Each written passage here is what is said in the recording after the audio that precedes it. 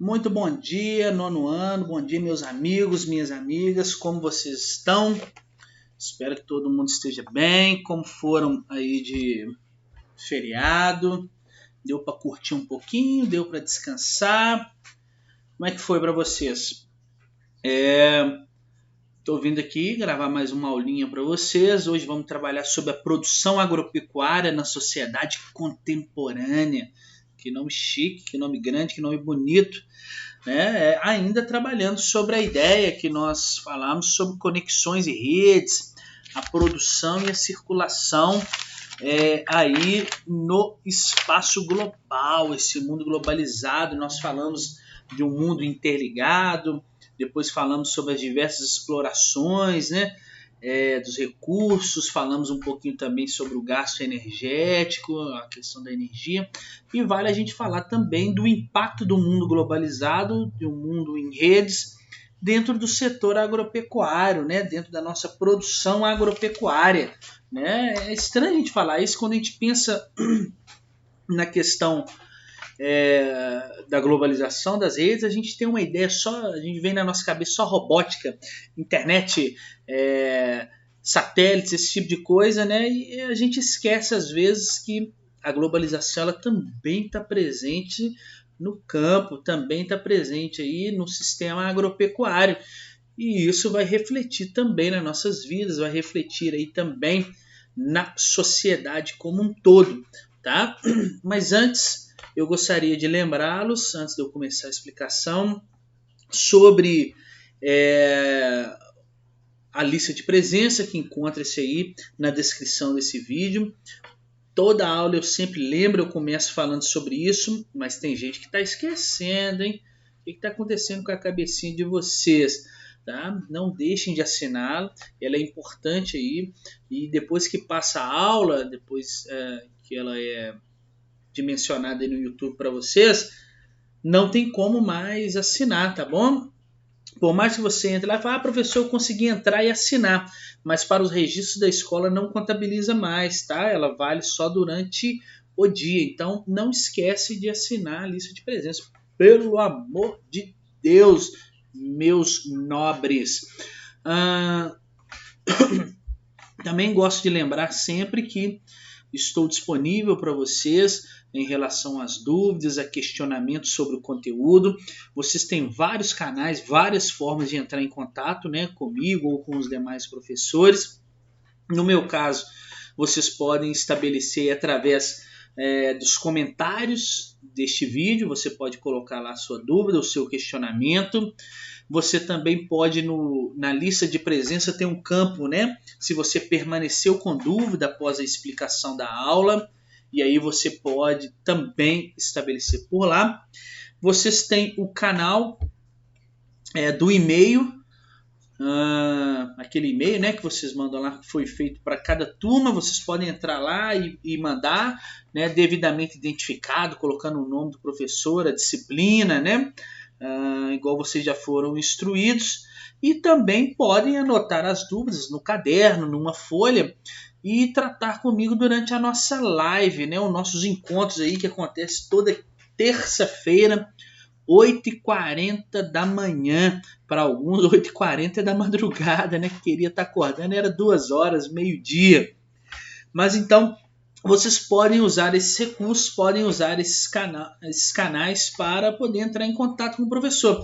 Eu gosto muito do sistema da live, desculpe, porque ela nos mantém muito próximo, Foi muito bacana essa forma como a escola estabeleceu para nós entrarmos em contato, para nós tirarmos dúvidas, nós esclarecemos aí os aspectos sobre o conteúdo, realizarmos a correção de exercícios.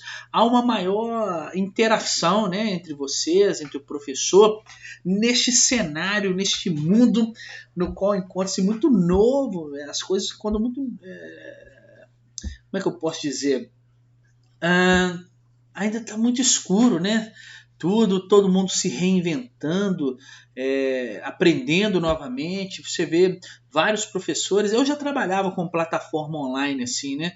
Mas vários professores tendo que se adaptar a esse novo contexto, alunos tendo que adaptar. Você imaginaria isso no início do ano, que nós teríamos que ter aulas à distância devido a uma pandemia, né? Ou ainda você imaginava uma doença que, vou abrir aspas aqui, prenderia, né, grande parte da população dentro de casa?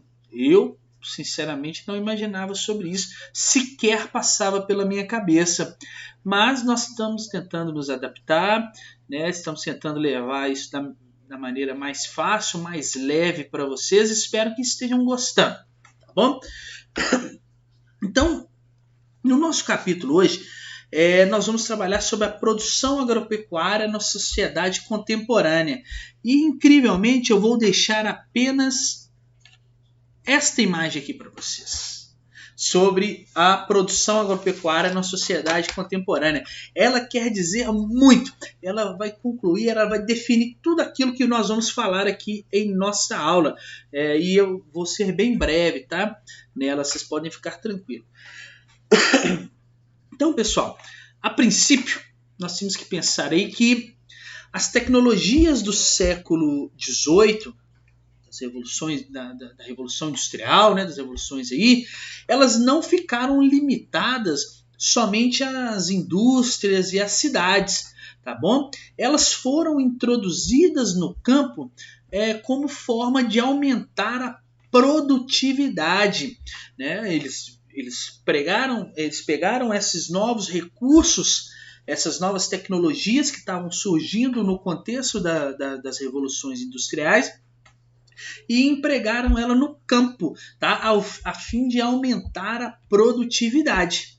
Só que isso, obviamente, o emprego dessa tecnologia, o aumento da produtividade, ela trouxe aí diversas alterações no espaço, no modo de produzir, no trabalho, nas relações trabalhistas que esses locais assim tinham, tá? Então, o primeiro aspecto que nós temos que pensar é sobre essa introdução da tecnologia no campo, né? Ela não ficou limitada às indústrias, os novos paradigmas, né, que a indústria estava tendo com a revolução, ou tão somente no campo, tá? É notório, obviamente, que essa produção ela teve um impacto gigantesco, né? E é sobre isso que eu queria falar, é sobre isso que nós vamos pensar e vamos discorrer a nossa aula, sobre esses impactos que o emprego da tecnologia trouxe para a vida das pessoas, trouxe para o espaço, para o campo, trouxe para as relações sociais, para as relações trabalhistas, né? E, sobretudo, para o próprio meio ambiente, tá? Pensem comigo aqui, então. As revoluções industriais, elas tiveram esse impacto, então, não só no sistema de produção, mas também no campo. Como eu posso citar aí, tá a imagem, cadê minha canetinha? Né? Agora eu vou começar a buscar aqui. A gente pode pensar aqui, ó. Opa. Né? Olha aí, na mecanização do campo. Mecanização do campo. Então isso é um advento, né, da Revolução Industrial, no emprego de tecnologias no campo. Então houve uma maior mecanização desse campo. Vocês concordam comigo? Máquinas começaram a atuar aí onde somente pessoas trabalhavam. Agora as máquinas chegaram para auxiliar nesse sistema de produção, nos cultivos. E essa mecanização do campo, pessoal, eu posso dizer que levou a uma maior produção de alimentos. Uma maior produção de alimentos. Isso é uma consequência aí do emprego da tecnologia, tá? No campo. Houve uma maior produção de alimentos, sobretudo pela mecanização. Pensem comigo. A máquina, olha essas máquinas aí, por exemplo, que estão na imagem, elas vão fazer o trabalho de muitas pessoas. E é um trabalho muito mais rápido. A máquina não cansa. Né? Basta você colocar combustível. Muitas dessas máquinas nem são operadas por pessoas. Né? Eles programam isso no computador lá e a máquina vai fazer todo o trabalho sozinho. Tá? Então houve uma maior produção de alimentos. E aí a gente pode pensar, isso é um ponto positivo, né? Uma maior produção de alimento. É um ponto positivo, não é verdade? Mas essa produção de alimento, ela conseguiu acabar com a fome no planeta? O que vocês acham? Será que essa produção de alimento, né, essa maior produção de alimento, advinda principalmente por essa mecanização do campo? Mecanização do campo esta, né, que foi o emprego das tecnologias da Revolução Industrial no sistema agropecuário. Será que elas conseguiram, por sua vez, né, todos esses aspectos aqui, elas conseguiram resolver o problema da fome no mundo? Elas até, né, ajudaram a amenizar, mas elas não acabaram com o problema da fome no planeta, porque o aumento da produção de alimentos não supriu necessariamente as necessidades alimentares de todas as pessoas, de todos os grupos, pois ainda há uma significativa parcela da população mundial que enfrenta problemas de fome até hoje. Vocês pensam em pessoas morrerem de fome com uma produção extremamente elevada? Isso para mim é inconcebível. Mas por que isso acontece? Primeiro, que nem todas as pessoas têm acesso ao quê? A recursos. Né? Grande parte da população mundial vive em áreas que nós consideramos em risco social profundo. Né? Então, elas não têm condição de ter acesso à quantidade de alimento que deveria ser necessária para a sua sobrevivência. Outra coisa é que grande parte da produção que tem no campo não é alimento para as pessoas, né? Grande parte do que produz no campo é o que nós chamamos de commodities. Tá? As commodities aí que são mercadorias no qual eu posso armazenar. Muitas dessas commodities que são produzidas no campo, que não servem para consumo humano, elas servem para consumo animal, né? Entre outros aspectos. Então, há um grande problema nisso. Aumentou-se a produção de alimentos através da mecanização do campo e nós tivemos aí, como consequência disso, não conseguimos erradicar a fome do planeta. Né? Claro, houve uma redução da fome, mas muitos lugares, muitos grupamentos humanos ainda sofrem, padecem dessa mazela da sociedade. Tá? E o interessante é que eu falei com vocês que uma das tecnologias que foram empregadas, a mecanização do campo, que teve como consequência então, a maior produção de alimentos. Eu posso citar também os fertilizantes. Aqui, ó, vamos escrever aqui, ó, os fertilizantes foram utilizados aí para, né, como um advento da Revolução Industrial, das tecnologias que foram empregadas no campo. Eu também tenho os fertilizantes, pessoal, são nutrientes, tá? Só para ficar claro, são nutrientes. Assim como o seu corpo, por exemplo, precisa de vitaminas, muitas vezes, para funcionar direito,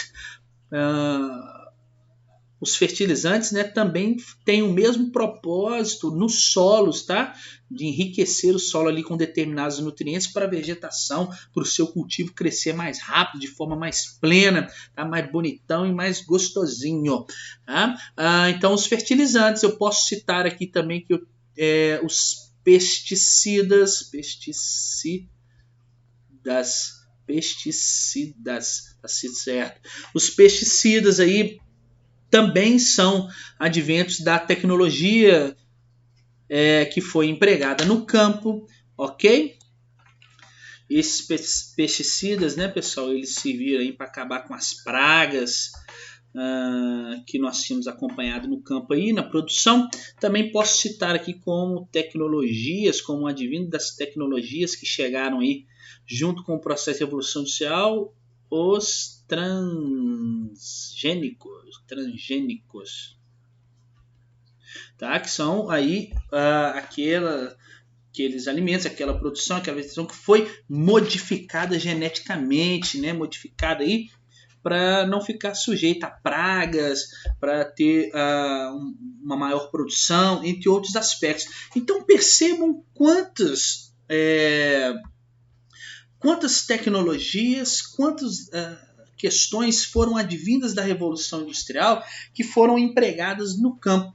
Tá? E eu gosto de citar muito, principalmente essa mecanização aqui, que eu gosto mais de dar ênfase, né? Que beleza, ela fez a maior produção de alimentos e tal. Deixa eu apagar um bocado de coisa aqui, já tem muita coisa escrita, mas ela trouxe uma outra consequência também muito ruim para a sociedade. Né? Você sabe me dizer, principalmente aqueles trabalhadores rurais. O que vocês acham que ela criou aí? Tá? Essa modernização do campo, meus amigos, ela acabou acarretando, ela acabou levando aqui ao que nós chamamos, cadê minha caneta? Eu já citei isso para vocês em algumas aulas. Desemprego, acho que foi ano passado. Desemprego estrutural. Esse desemprego estrutural, há uma substituição do trabalhador. Uma substituição do trabalhador por inovações tecnológicas. Tá? Esse desemprego estrutural é aquele tipo de emprego que não volta mais, nunca mais vai existir, né? Já que a máquina e uma inovação tecnológica, ela vai fazer o papel que antes era do trabalhador. Olha os impactos advindo aí de uma sociedade globalizada no qual nós temos o emprego da tecnologia e essa tecnologia chegando até o campo. É isso o tema da nossa aula, vocês conseguiram compreender. Né? E esse desemprego estrutural, ele vai levar as pessoas o quê? Elas não têm emprego mais no campo, vai levar elas a um processo chamado de êxodo rural. Ou seja, a saída das pessoas do campo em direção às cidades. Se o desemprego estrutural, né, ali está aumentando, né, ou aumentou, advindo da mecanização do campo. Mecanização essa como uma tecnologia que surgiu nas revoluções industriais. Ou seja, o emprego da tecnologia dentro do campo. Né, esse êxodo rural vai levar as pessoas para as cidades. Então eu posso entender que vai haver aqui um crescimento urbano. Não é verdade? E esse crescimento urbano, meus amigos, muitas vezes ele acontece sem o devido planejamento, né? Não há uma infraestrutura adequada nas cidades para receber todas essas pessoas. E aí a gente já sabe os vários problemas que acontecem aí, né, de uma cidade não ter uma infraestrutura adequada para receber todas essas pessoas. Mas aí, focando somente aqui nessa parte do campo, né, consequência direta, o crescimento urbano leva o quê? A um aumento da população. Concorda? Eleva um aumento da população desse local. Se eleva o aumento da população, nós vamos ter aqui um aumento no consumo de alimentos. Se eu aumento o consumo de alimentos, eu tenho que aumentar a minha produção. Então, em ordem aqui, ó, eu vou ter que aumentar a minha o quê? Mecanização do campo. Percebam, a mecanização do campo, um processo, uma tecnologia que veio aí das revoluções industriais, aumenta o desemprego estrutural. Esse desemprego estrutural leva as pessoas a um êxodo rural, ou seja, uma saída do campo em direção às cidades, né, em busca de emprego. Chegando nas cidades, que muitas vezes não tem toda uma infraestrutura adequada para recebê-las, há um crescimento, há um inchaço urbano, né? Ou seja, eu aumento o número da minha população ali. Se eu aumento o número da minha população ali, essa população vai ter que, consequentemente, consumir mais alimentos. Se eu vou aumentar, então, o meu consumo de alimentos, eu tenho que produzir mais. Eu continuo aumentando a mecanização do campo. Olha como que um problema leva ao outro, né? E se torna um ciclo que nós chamamos de vicioso, tá? Um ciclo vicioso aí da mecanização do campo. E isso é um problema que nós temos hoje na sociedade, tá? Principalmente nos países do sul, nos países em desenvolvimento, nos países aí considerados emergentes, países pobres, tá? Que nós também já discutimos isso na parte de regionalização. Limpei a tela para ficar bonito e vamos continuar a aula aqui. Então, pessoal, nos países do sul, olha os diversos impactos que nós estamos falando. Daqui a pouco eu vou chegar nos ambientais, hein? Nos países do sul, a maioria da produção que nós temos ali, ela é voltada para o mercado externo. Produzem em extensas áreas, a produção quase que toda voltada para o mercado externo. E isso acaba acarretando um impacto ambiental muito grande. Mas como assim?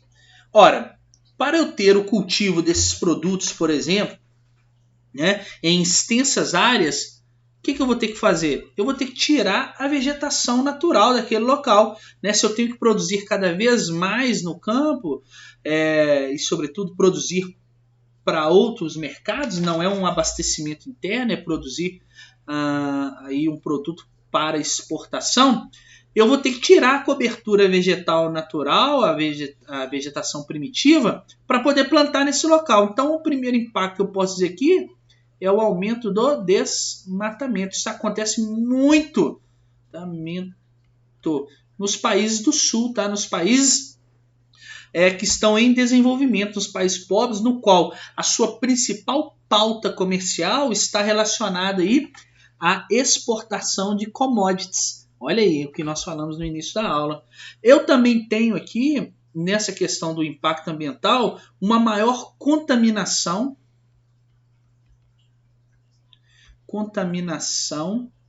e desperdício de água, né? E com isso, né, com esses impactos, partindo do pressuposto das aulas que nós discutimos anteriormente, eu acabo elevando aqui, eu aumento, né, eu elevo a pressão sobre, eu tenho um aumento de pressão aqui sobre os recursos naturais. Estão conseguindo compreender tudo que eu estou dizendo? É um pouco lógico, né? Está um pouco fácil, tá? E nesses sistemas, pessoal, né, de aumento de pressão nos recursos naturais, oriundos aí de desmatamento, da contaminação da água, são impactos ambientais que vieram aí, principalmente nos países do sul, né, advindo aí do emprego, né, da tecnologia no campo, que surgiram alguns termos aí para entendermos sobre essa dinâmica de impacto, que é chamada de pegada ecológica. Já ouviram falar nisso? Ecológica. A pegada ecológica nada mais é que as marcas que nós deixamos no planeta. Se vocês pegarem aí no livro de vocês, no livro de dados, na página 59, eu tenho a pegada ecológica de 2019. Isso é, as ações nossas, as ações dos seres humanos, elas deixam marcas na paisagem. E para avaliar esse impacto, né, foi criado esse índice aí de pegada ecológica. Esse indicador ele vai contabilizar aí o tamanho das áreas produtivas de terra e de mar, tá bom? Que são necessárias aí para gerar produtos, bens e serviços.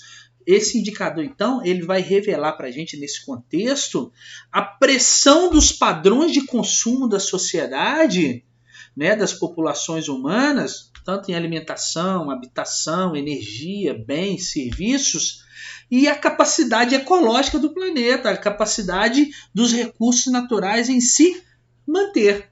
Tá bom? E aí, quando você analisa o mapa, por exemplo, da página 59 de vocês, nós vamos ver que principalmente os países desenvolvidos, eles deixaram, né, e têm deixado pegadas ecológicas gigantescas, porque o maior consumo advém deles, ok? Mas nós sabemos também que os países do eixo sul, como eu disse a vocês alguns minutos atrás, eles têm um papel fundamental nos impactos ambientais que nós temos no mundo, sobretudo para criar produtos para os países mais desenvolvidos consumir. Ou seja, mais uma vez, o ciclo não fecha.